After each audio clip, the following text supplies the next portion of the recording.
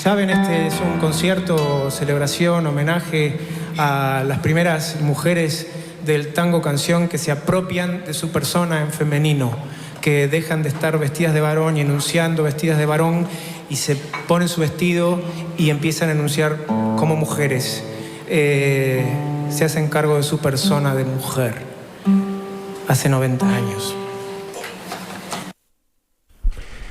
Ya hace más de 100, ¿no? Que ese testimonio que hoy podemos tener, podemos compartir, tiene que ver, ¿no? con la inquietud, con la búsqueda de un artista integral como Gabo Ferro, que hubiera cumplido 60 años el pasado 6 de noviembre, y la admiración que concita, ¿no? Su obra tiene un escalón que es loca, ¿no? Este vínculo que estableció con el tango, con este rescate a estas cancionistas que están permanentemente, pero digo rescate porque le dio un contexto con un peso específico que tiene que ver, ¿no?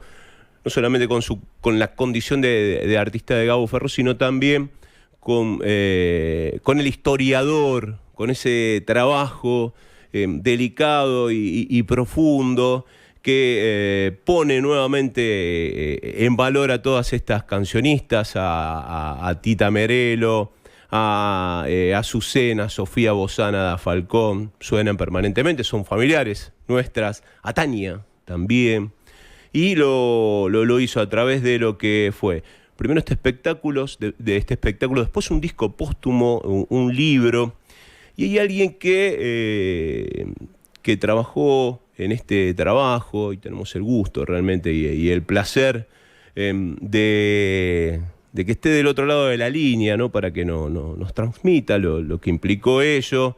Es guitarrista, es integrante de Bombay Buenos Aires, ¿no? De ese seleccionado. Le vamos a preguntar también ahí, que tuvo una actuación en el seleccionado hace muy poquito. Estamos hablando con Edgardo González, que fue el guitarrista que acompañó y fue parte de este proyecto que se llamó y se llama Loca, ¿no? Que sigue sonando permanentemente acá, de la mano de Gabo Ferro y de la mano de Edgardo y su guitarra. ¿Qué tal, Edgardo? ¿Cómo estás? Un gusto.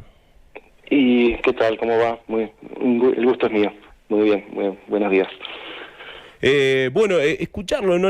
En esa presentación, bueno, y vos con un protagonismo bien marcado, ¿no? ¿Cómo fue la convocatoria que te hizo Gabo? ¿Cómo empezaron a trabajarlo?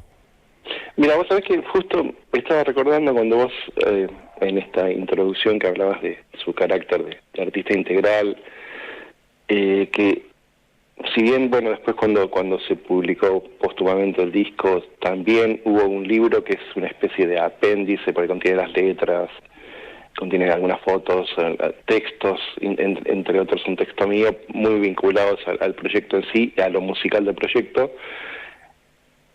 La idea original de Gabo era hacer un libro de tinte académico, digamos, y cuando se empezó a involucrar con el material, sintió la necesidad de llevarlo a la escena.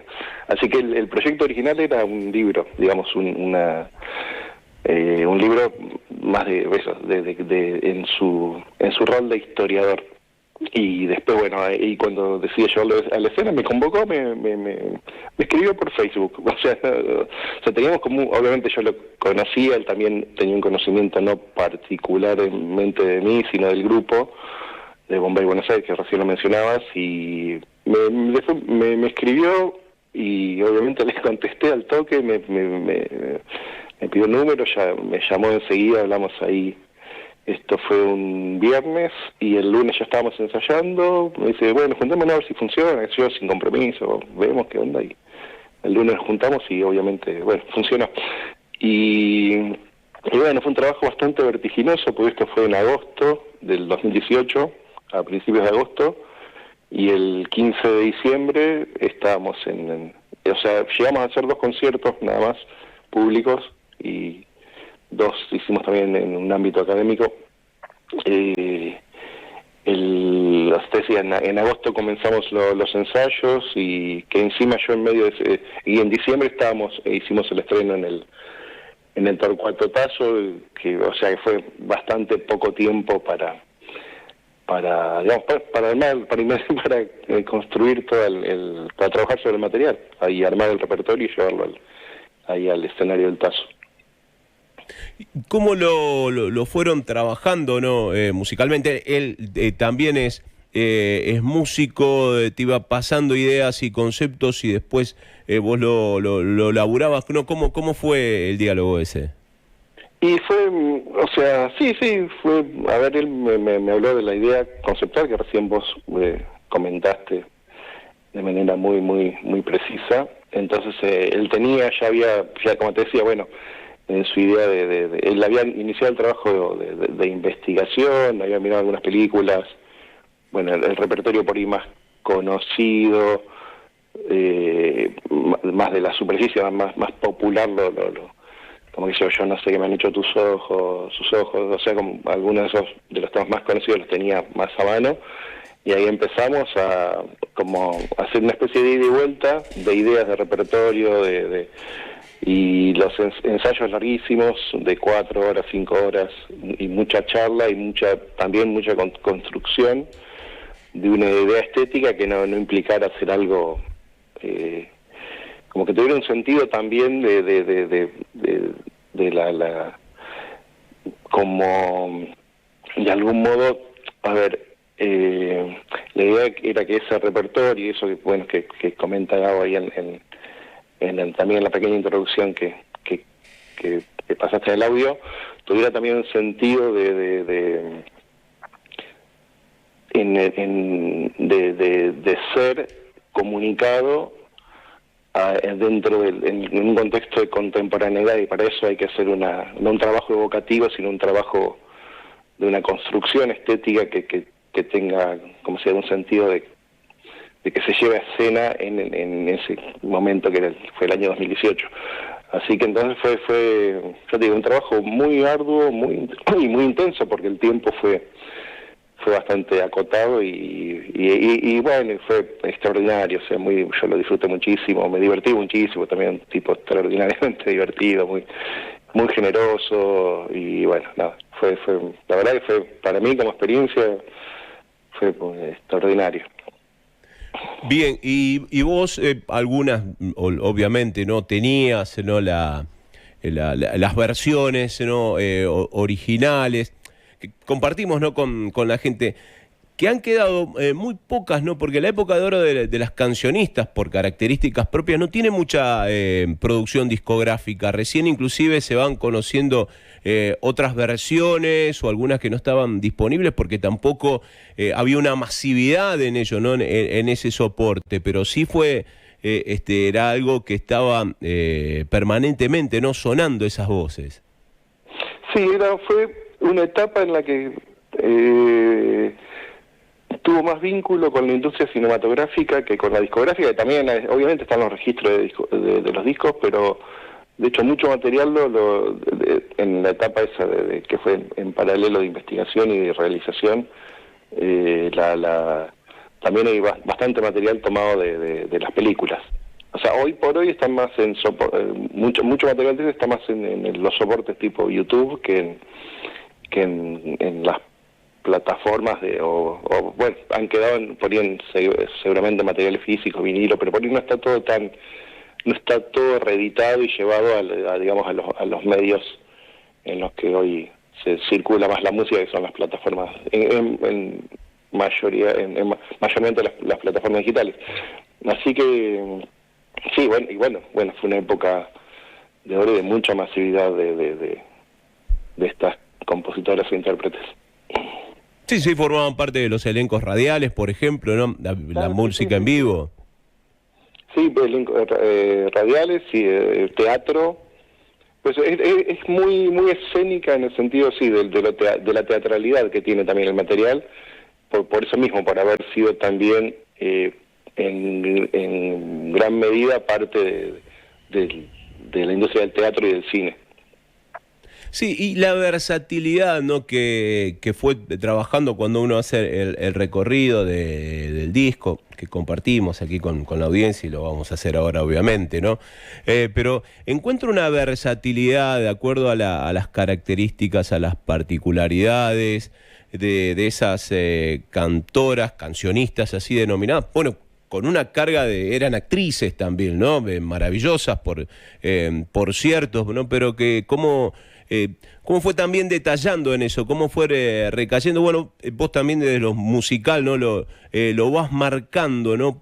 Era todo, era una legión, pero cada una, ¿no? Con su perfil. Sí, sí, absolutamente. Hay como, o sea, qué sé yo, desde Tania, que bueno, era pareja de Discépolo y también fue gran intérprete de su obra en un aspecto filosófico, desde Sofía Bozán en la cuestión bufa, la cuestión humorística de lo teatral, cuestiones más Libertad Lamarque, con cuestiones más, ahí ya más en un plano así escénico y lo que sería el melodrama tradicional de lo que fue, incluso llegó a ser actriz de las clásicas telenovelas. Así que bueno, sí, hay muchísima diversidad dentro de la unidad conceptual y bueno, hay un trabajo también muy enfocado en ese aspecto, en nuestra construcción, en la construcción estética que hicimos sobre ese material. Qué bueno, Edgardo, qué bueno realmente, bueno, y tenerte y escucharlo. Queríamos evocar a Gabo y lo estamos haciendo y realmente, bueno, escucharte a vos, ¿no? Que fuiste protagonista de este material realmente que, bueno, ya tendrá el lugar en la historia que le corresponde también, ¿eh? Me parece que todavía sigue siendo un objeto de culto, pero el valor que tiene es realmente trascendental. Sí, vos sabés que yo en su momento, o sea, los ensayos, decía que eran larguísimos, también eran como muy, por ahí ya te digo, ensayamos 4 horas, 3 horas, 5 en algún momento, pero también había mucha, por ahí de esas 4 o 5 horas, capaz que por ahí en 2 horas era de tomar unos mates y charlar, y como un conocimiento mutuo, más allá del conocimiento por lo que cada uno había hecho en el trayecto hasta ese momento, pero y bueno, había cosas que a ver, por ejemplo, él en su convocatoria me decía, bueno, vos, él en su momento, yo te decía, una de las primeras charlas que tuvimos, yo le preguntaba, bueno, por qué se le había ocurrido esto, y él me dice, vos fíjate que yo en toda mi carrera tengo hay como un eje troncal, que es sus canciones, obvio, cuando él retoma su vínculo con la música, que había sido en el año 2005, y bueno, hay una serie de discos, y que sus canciones, y como la idea y como sus canciones, guitarra y voz, digamos que desde esa construcción, ese vínculo que tenía como músico, como cantante, y siempre iba siendo como una especie de como un sistema, él decía, como un sistema solar, hay un eje ahí, y después hay planetas orbitando, que se llama el trabajo con Sergio Chousorian, con Gabriel Valverde, y varios otros que fue haciendo su carrera. Bueno, este fue como una especie más de planeta que orbitaba sobre el eje de su carrera, que era, o sea, el público, su público muy fiel, muy amoroso con él, como que dice, me siguen en todas las locuras que hago, dice, a mí me encanta, qué sé yo, y bueno, y así, acordate que la vamos a pasar muy bien, y así fue muy, que te decía que llegamos a hacer 2 conciertos en público, porque bueno, después vino la pandemia, y después falleció en ese mismo año, en el 2020, pero fue como la calidez del público, el amor de su público fue extraordinario, muy conmovedor. Y después otra cosa, eso fue por ejemplo un eje de una de las primeras charlas que tuvimos, digamos, retomando lo que vos decís del carácter de la característica de este trabajo dentro de la carrera de Gabo. Y después, bueno, fueron charlas, él en un momento me decía, bueno, vos tenés vos sos el que sabe acá de tango, me decía, bueno, decime todo lo que me tenga que decir, yo quiero ser respetuoso con el género, sin dejar de ser, digamos, de perder la subjetividad artística, digamos. Y bueno, charlábamos, y en un momento pasaban, viste, los ensayos, y él me decía, che, no me decís nada, y sí, nada, si estás cantando bien, le digo. Pero cantando bien en el sentido de que, de la estética del género, de las características, está, dice, pero bueno, pero qué sé yo, como, no es que sentí inseguridad, pero, y en un momento, viste, hablábamos, qué sé yo, y me contó su origen, su pertenencia al barrio de Mataderos, que era hincha de Nueva Chicago, que había estado en la cancha el día del ascenso en el año 81, que había sido, no me acuerdo.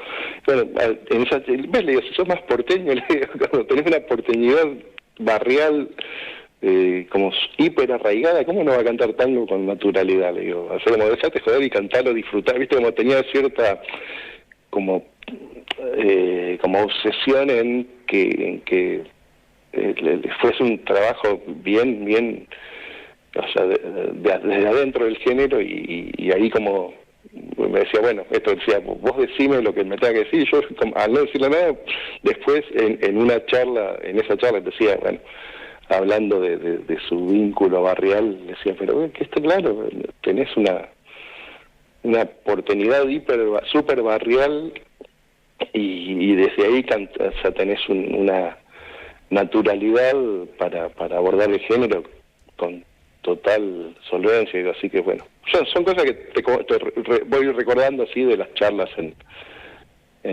y situaciones que se dieron en esos ensayos. Era ese el sentido, Edgardo, te agradecemos un minutito, ¿no?, para lo que fue, bueno, este regreso de Bombay, ahí con Guyot, Lorenzo, Ferrara, Maxi. Sí, bueno, a Ferrara lo perdimos porque hace unos años se fue a vivir a Pigüé, o sea, se volvió a su origen el querido Lucas Ferrara, así que está viviendo en Pigüé, así que lo está reemplazando un muy joven y extraordinario guitarrista que se llama Calén Ortiz, y este sábado que viene vamos a tocar. O sea, estuvimos tocando en septiembre. Es un grupo, bueno, ya tiene, ya perdí la cuenta, que son desde el 98, así que son 27 años ya. Y o sea, estamos en una etapa más de menos intensidad. También, bueno, como que la pandemia fue medio un parteaguas del grupo. Tuvimos muchísimo trabajo de intensidad, te iba a hacer, no sé, no menos de 20 conciertos por año durante muchísimos años, incluso en algunos años mucho más, giras internacionales, nacionales. Y después de la pandemia, bueno, hubo como una reformulación de la dinámica del grupo, incluso, bueno, te decía que Lucas se fue a vivir a Pigüé, en un momento intentamos seguir aún con él desde allá, bueno, después las logísticas no lo impidieron, y ahora estamos tocando con mucho menos frecuencia, pero disfrutándolo muchísimo, y vamos a tocar este sábado en un lugar hermoso que también lo administra, lo gestiona, y bueno, es un amigo músico también, Julio Covielo, extraordinario bandoneonista, y bueno, disfrutando eso, y lo vamos a hacer. Estuvimos en septiembre y ahora este sábado hacemos la última del año. Gracias, Edgardo, bien valió el momento para rememorarlo a Gabo. Muchas gracias a ustedes. Edgardo González, guitarrista, ¿no?, bueno, que acompañó a Gabo Ferro en Loca, este maravilloso trabajo. Nos vamos a despedir con el abrazo de tango correspondiente para todas y todos, con los Pugliese del caso, y con esta versión de Loca que le da el título a este disco de 21 canciones que recorre el repertorio de las cancionistas de la década del 20 y del 30. 100 años después, escuchábamos a Victoria Aiello, ¿no?, rememorando, también convocando en el disco de las Madreselvas a las compositoras y autoras de estos tiempos. Mirá si tiene historia, presente y futuro el tango. Loca de Jove Sibiergol, Gabo Ferro y Edgardo González. Gracias por estar. Buenas noches. noches.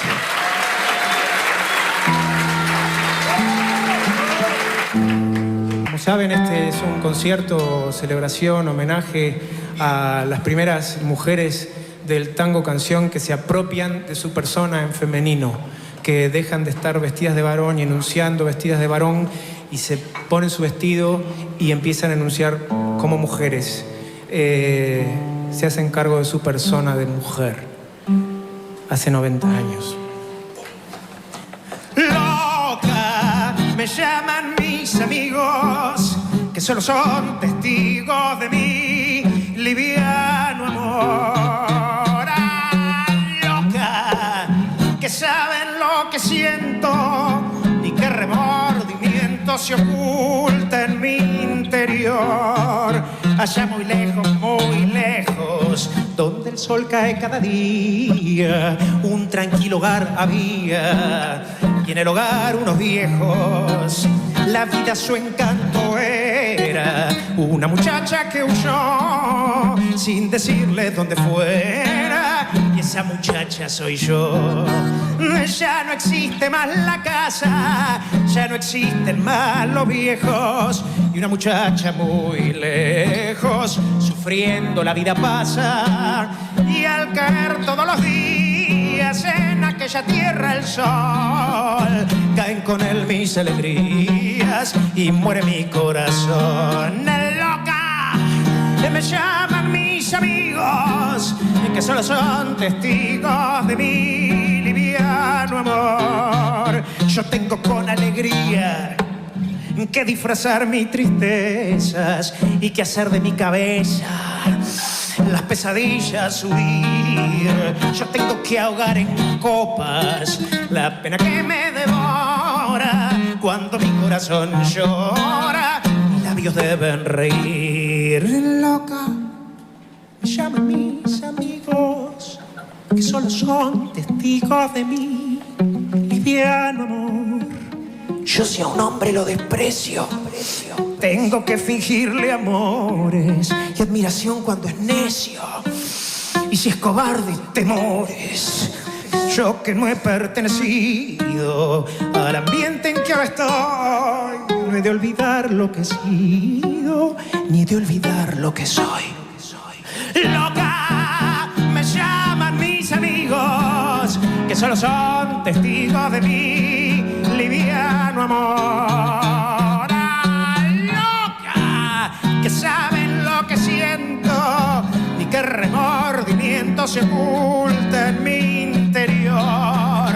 Ya no existe más la casa, ya no existen más los viejos, y una muchacha muy lejos, sufriendo la vida pasa, y al caer todos los días en aquella tierra el sol, caen con él mis alegrías y muere mi corazón.